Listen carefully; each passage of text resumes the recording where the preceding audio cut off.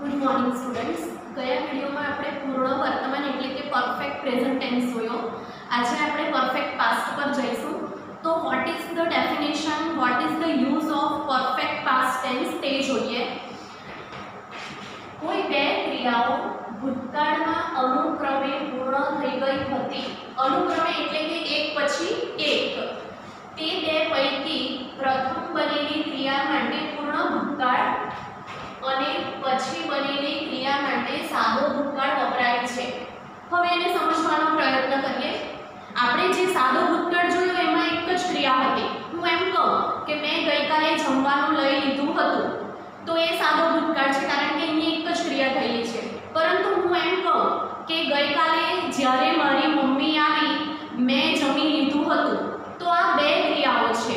તો આ બે ક્રિયાઓમાં જે પ્રથમ બનેલી ક્રિયા છે એના માટે પૂર્ણ ભૂતકાળ વપરાય છે અને જે બીજી બનેલી ક્રિયા છે તેના માટે સાદો ભૂતકાળ વપરાય છે। એટલે એક વસ્તુ ध्यान રાખવાનું કે હંમેશા વાક્યમાં પૂર્ણ ભૂતકાળ સાથે સાદો જ ભૂતકાળ આવે। પૂર્ણ ભૂતકાળની વાક્ય રચના શું છે તે આગળ જોઈશું, પરંતુ પૂર્ણ ભૂતકાળની ડેફિનેશન આપણે જોઈ ગયા કે બે ક્રિયાઓ બનેલી હશે, બંને ક્રિયા પૂર્ણ થઈ ગઈ છે, એમાં જે પ્રથમ બને છે ઘટના એના માટે પૂર્ણ ભૂતકાળ અને બીજી બને છે એના માટે સાદો ભૂતકાળ। હવે બીજું ઉદાહરણ જોઈએ। જ્યારે અમે વિમાન મથક ઉપર પહોંચ્યા, વિમાન ઉડી ચૂક્યું હતું તો વિમાનના ઉડવાની ક્રિયા પ્રથમ થાય છે એટલે પૂર્ણ ભૂતકાળ અને અમારા પહોંચવાની ક્રિયા પછી થાય છે એટલે એ સાદો ભૂતકાળ વપરાય છે। એટલે આ ઇમ્પોર્ટન્ટ કાળ છે જે તમારે યાદ રાખવાનું છે કે પૂર્ણ ભૂતકાળ એટલે શું, કારણ કે કેટલાક વિદ્યાર્થીઓને સાદો ભૂતકાળ અને પૂર્ણ ભૂતકાળમાં થોડી તકલીફ થાય છે। એટલે ભૂતકાળ એટલે સાદો ભૂતકાળ એટલે એક જ ક્રિયા જે ભૂતકાળમાં પતી ગયેલી છે અને પૂર્ણ ભૂતકાળ એટલે બે ક્રિયાઓ તે પૈકી પ્રથમ બનેલી ક્રિયા માટે પૂર્ણ ભૂતકાળ અને પછી બનેલી ક્રિયા માટે સાદો ભૂતકાળ। હવે એના કીવર્ડ્સ જોઈએ, એટલે કે કયા શબ્દ દ્વારા એ ઓળખાશે પરીક્ષામાં। આફ્ટર અને બિફોર। આફ્ટર એટલે પછી અને બિફોર એટલે પહેલા। કોઈ ક્રિયા પહેલા થાય છે, કોઈ ક્રિયા પછી થાય છે। હવે એના સ્ટ્રક્ચર તરફ નજર નાખીએ। એક્ટિવ, તો એક્ટિવમાં કોઈ પણ એક્ટિવ વાક્યમાં પહેલા સબ્જેક્ટ આવે એટલે કે કર્તા આવે, ત્યાર પછી હેડ આવશે। આપણે પૂર્ણ વર્તમાનમાં જોઈ ગયા હેઝ હેવ આવે, અહીંયા હશે હેડ, ત્યાર પછી આવશે પાસ્ટ પાર્ટિસિપલ, પાસ્ટ પાર્ટિસિપલ પછી હશે ઓબ્જેક્ટ। ઓબ્જેક્ટનું સ્થાન વિદ્યાર્થી મિત્રો તમે જોયું કે કોઈ પણ ક્રિયાપદ પછી જ ઓબ્જેક્ટ આવે એટલે કર્મ આવે, એ ધ્યાન રાખવાનું છે। અને ત્યાર પછી આવશે આપણો અધર વર્ડ્સ એટલે કે XYZ અન્ય શબ્દ। હવે પેસિવની વાક્ય રચના જોઈએ। પેસિવમાં હંમેશા ઓબ્જેક્ટ આવે એટલે કે કર્મ આવે જે આપણા પાસ્ટ પાર્ટિસિપલ પછી આવેલું હશે એક્ટિવ વાક્યમાં। ત્યાર પછી આવશે હેલ્પિંગ વર્બ। આપણે કોઈ પણ પેસિવમાં જોયું કે જે એક્ટિવમાં હેલ્પિંગ વર્બ આવે છે તે આપણે પેસિવમાં લઈએ છીએ। હેડ આપેલું હશે આપણે અહીંયા હેડ લેવાનું છે। ત્યાર પછી કોઈ પણ પેસિવમાં આપણે વધારાનો એક શબ્દ ઉમેરીએ છીએ જે અહીંયા બીન આવશે પૂર્ણ વર્તમાનની જેમ જ। એટલે પૂર્ણ કોઈ પણ કાળ હોય, પૂર્ણ વર્તમાન હોય કે પૂર્ણ ભૂતકાળ હોય, બીન વધારાનું મૂકવાનું છે। ત્યાર પછી આવશે પાસ્ટ પાર્ટિસિપલ, કોઈ પણ પાસ્ટ પાર્ટિસિપલ પછી આવશે બાય, બાય પછી આવશે આપણો કર્તા જે એક્ટિવમાં આગળ હશે અને ત્યાર પછી આવશે આપણો XYZ અધર વર્ડ્સ એટલે કે અન્ય શબ્દ। હવે આપણે અહીંયા બે રીતના ઉદાહરણ આપેલા છે। કેટલાક વાક્યમાં બે ક્રિયા હશે, કેટલાક વાક્યમાં એક ક્રિયા હશે, તો એને જોઈ લઈએ। I had taken my lunch when they came. મેં મારું લંચ લઈ લીધું હતું જ્યારે તેઓ આવ્યા। અહીંયા વિદ્યાર્થી મિત્રો બે ક્રિયા બતાવી છે, તે લોકોના આવવાની અને મારું લંચ લેવાની। એટલે જે પ્રથમ બનેલી ક્રિયા માટે છે જોઉં છો તમે એમાં પૂર્ણ ભૂતકાળ વપરાય છે અને પછી બનેલી ક્રિયા છે એના માટે સાદો ભૂતકાળ વપરાય છે, કેમ લખેલું છે। હવે એટલું ધ્યાન રાખવાનું કે આપણે પૂર્ણ ભૂતકાળને પેસિવમાં ફેરવીએ છીએ એટલે હેડ પ્લસ પાસ્ટ પાર્ટિસિપલ વાળા વાક્યને પેસિવમાં ફેરવવાનું છે। આપણે જેમ પેસિવમાં વાક્યમાં કર્તા, ક્રિયાપદ અને કર્મ શોધીએ છીએ એનું સ્થાન નક્કી કરી લઈએ। આ આપણો કર્તા મળ્યો, ટેકન આપણું ક્રિયાપદ મળ્યું। એટલું ધ્યાન રાખવાનું કે હેડ પછી પાસ્ટ પાર્ટિસિપલ હશે એ આપણું ક્રિયાપદ હશે અને ત્યાર પછી હંમેશા કોઈ પણ પેસિવમાં ક્રિયાપદ પછી જ કર્મ આવે। એટલે ક્રિયાપદ ટેકન થયું તો માય લંચ આપણું કર્મ મળ્યું। હવે લંચ. ત્યાર પછી આપણે કોઈ પણ પેસિવમાં હેલ્પિંગ વર્બ મૂકીએ છીએ. અહીંયા હેલ્પિંગ વર્બ આપણું હેડ હશે એટલે હેડ મૂકી દો. હેડ પછી આપણો પાસ્ટ પરફેક્ટ ટેન્સ છે એટલે બીન વધારાનો મુકાય.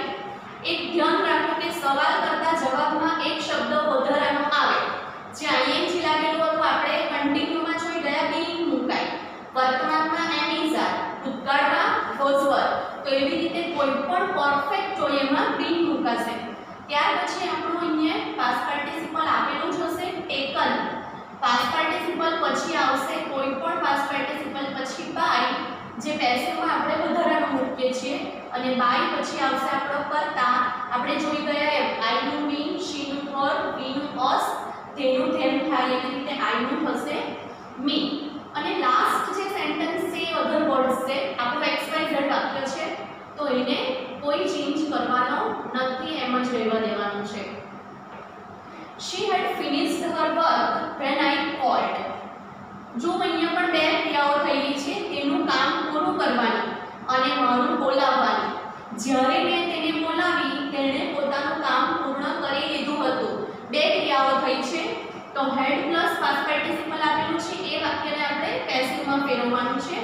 she આપણો કર્તા છે, finished આપણું ક્રિયાપદ છે એટલે her work આપણું કર્મ મળ્યું. હર વર્કને આગળ લઈ આવો, કર્મને આગળ લાવવાનું છે પેસિવમાં. ત્યાર પછી હેલ્પિંગ વર્બ આપેલું છે હેડ એટલે હેડ મૂકી દો. હેડ સાથે યાદ રાખો બીન જ આવે. હેઝ, હેવ, હેડ સાથે બીન. એક જ વસ્તુ વધારાનું મૂકવાનું છે. ત્યાર પછી આવશે આપણું પાસ્ટ પાર્ટિસિપલ ફિનિશ્ડ આપેલું જ છે. કોઈ પણ પાસ્ટ પાર્ટિસિપલ પછી સ્ટ્રક્ચરને આધારે આવશે બાય. બાય પછી આવશે આપણો કર્તા એટલે કે શી નું હર અને when I came, when I called તમારો XYZ વાક્ય છે એને એમ જ રહેવા દો. after they had completed PhD they went abroad. અહીંયા પણ બે ક્રિયાઓ થયેલી છે. હવે આ તમારો ઇન્ડિકેટર વર્ડ આવી ગયો after અને before. આ બે વાક્યમાં ભલે ઇન્ડિકેટર વર્ડ નથી પણ તમારી બે ક્રિયાઓ બતાવેલી છે એટલે પૂર્ણ ભૂતકાળ હશે. તે લોકોએ તેઓનું PhD પૂરું કર્યા પછી અબ્રોડ ગયા એટલે હેડ પ્લસ પાસ્ટ પાર્ટિસિપલ વાળા વાક્યને પેસિવમાં ફેરવશું. આફ્ટર આપણું XYZ અધર વર્ડ છે એને ત્યાં જ રહેવા દો કારણ કે આપણે વાક્યમાં કર્તા, ક્રિયાપદ અને કર્મના સ્થાને નક્કી કરવાનું છે. તો ધે આપણો કર્તા છે, કમ્પ્લીટેડ આપણું ક્રિયાપદ છે એટલે PhD આપણું કર્મ મળ્યું.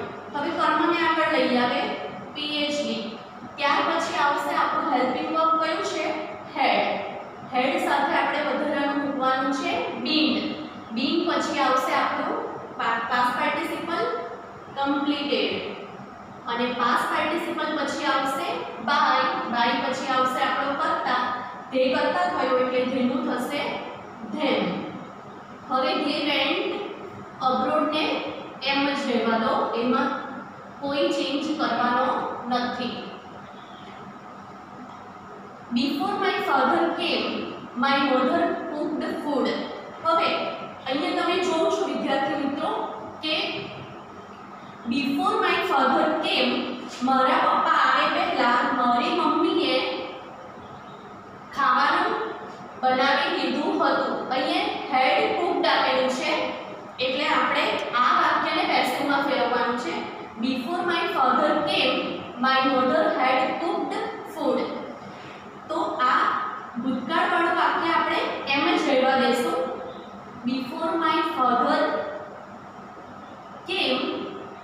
હવે અહીંયા હેડ પ્લસ પાસ્ટ પાર્ટિસિપલ અહીંયા આપેલું છે તો આપણે એને ફેરવશું. સોરી હું હેડ લખતા ભૂલી ગઈ હતી. અહીંયા હેડ કુક્ડ આવે લખી દીધું છે. હવે હેડ કુક્ડ તમારું પાસ્ટ પાર્ટિસિપલ છે અને ફૂડ આપણું કર્મ મળ્યું.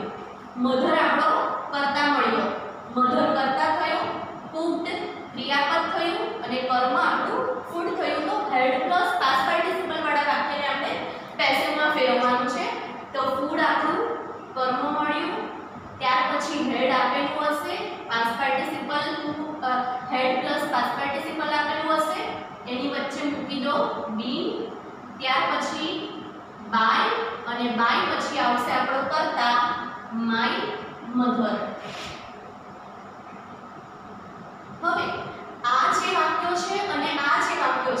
બેમાં થોડો ડિફરન્ટ છે. આમાં બે ક્રિયા બતાવેલી છે આપણે જે યુઝમાં જોઈ ગયા એ પ્રમાણે, પણ એક્ઝામમાં કેટલીક વખત એક જ ક્રિયા માટે પણ હેડ પ્લસ પાસ્ટ પાર્ટિસિપલ વપરાયેલું હશે, તો એવું ઇન્ડિકેટ થાય છે કે આના પછીની જે ક્રિયા છે તે અહીંયા દર્શાવેલી નથી. એટલે વિદ્યાર્થી મિત્રો, આ હેડ પ્લસ પાસ્ટ પાર્ટિસિપલ જે છે તે પણ આપણો પૂર્ણ ભૂતકાળ જ બતાવે છે. એટલે એ પણ પૂર્ણ ભૂતકાળના અર્થમાં જ આપણે એને લેવાનું છે. હવે અહીંયાથી શોધી કાઢીએ કરતા, માય ટીચર, પનિશ્ડ આપણું ક્રિયાપદ મળ્યું એટલે મી આપણું કર્મ મળ્યું. મીનું થઈ જશે આઈ. આપણે જોઈ ગયા કે આઈ નું મી થાય તો મીનું આઈ કરવાનું, શી નું હર થાય, હરનું સી કરીશું. ત્યાર પછી હેલ્પિંગ વર્બ તરીકે આપેલું છે હેડ, એટલે હેડ લઈશું. પનિશ્ડ તમારું પાસ્ટ પાર્ટિસિપલ છે એટલે તે પહેલા આપણે વધારાનો એક શબ્દ ઉમેરીએ છીએ, બીન મૂકી દેશું. ત્યાર પછી મૂકશું પાસ્ટ પાર્ટિસિપલ, પાસ્ટ પાર્ટિસિપલ પછી મૂકશું બાય, અને બાય પછી આવશે આપણો કર્તા એટલે કે my teacher. They had invited me to the party. they આપણો કર્તા છે, invited આપણું ક્રિયાપદ મળ્યું એટલે મી આપણું કર્મ મળી ગયું. મીનું થશે આઈ, ત્યાર પછી હેલ્પિંગ વર્બ હેડ છે મૂકી દઈશું. ત્યાર પછી બીન વધારાનું મૂકવાનું, આ વસ્તુ ધ્યાન રાખવાનું છે. ત્યાર પછી આવશે આપણું પાસ્ટ પાર્ટિસિપલ એટલે કે ક્રિયાપદ. કોઈ પણ પાસ્ટ પાર્ટિસિપલ પછી આવશે બાય, બાય પછી આવશે આપણો કર્તા એટલે ધેનું થશે ધેમ ટુ ધ પાર્ટી આપણો અધર વર્ડ્સ છે. he had bought a new house. he આપણો કર્તા મળી ગયો, bought આપણું ક્રિયાપદ મળ્યું એટલે a new house આપણું કર્મ મળ્યું. a new house ને આગળ લઈ આવો. ત્યાર પછી આવશે આપણું હેલ્પિંગ વર્બ હેડ. હેડ અને પાસ્ટ પાર્ટિસિપલ ની બેની વચ્ચે આપણે મૂકી દેવાનું છે બીન, અને ત્યાર પછી આવશે પાસ્ટ પાર્ટિસિપલ. પાસ્ટ પાર્ટિસિપલ પછી આવશે બાય, અને બાય પછી આવશે આપણો કર્તા એટલે કે હીનું હિમ. We had planned a tour for Abu. હવે આ વાક્યમાં કર્તા વી છે, પ્લાન્ટ આપણું ક્રિયાપદ છે એટલે a tour for Abu આખો શબ્દ છે. a tour અને for Abu ને છૂટું પાડી દેશું તો એ એડજસ્ટ નહીં થશે તમારા કર્મ તરીકે. એટલે આખો જે શબ્દ હોય કર્મ તરીકે a tour for Abu તો એને સાથે લેવાનું છે. a tour for Abu આપણું કર્મ મળી ગયું.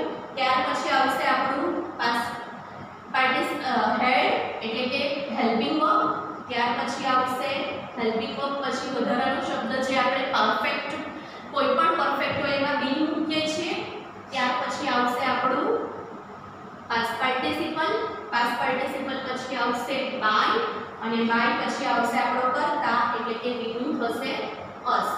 તો આપણે પરફેક્ટ પાસ્ટ ટેન્સની બે રીત જોઈ કે કેટલીક વખત વાક્યમાં બે ક્રિયાઓ આપેલી હશે અને કેટલીક વખત આ જે વાક્ય છે એવી રીતે ફક્ત એક જ ક્રિયા આપેલી હશે. તો આપણે જોઈ લેવાનું કે હેડ પ્લસ પાસ્ટ પાર્ટિસિપલ હોય એ પરફેક્ટ પાસ્ટ ટેન્સ છે, અને has have plus past participle હોય એ આપણો પરફેક્ટ પ્રેઝન્ટ ટેન્સ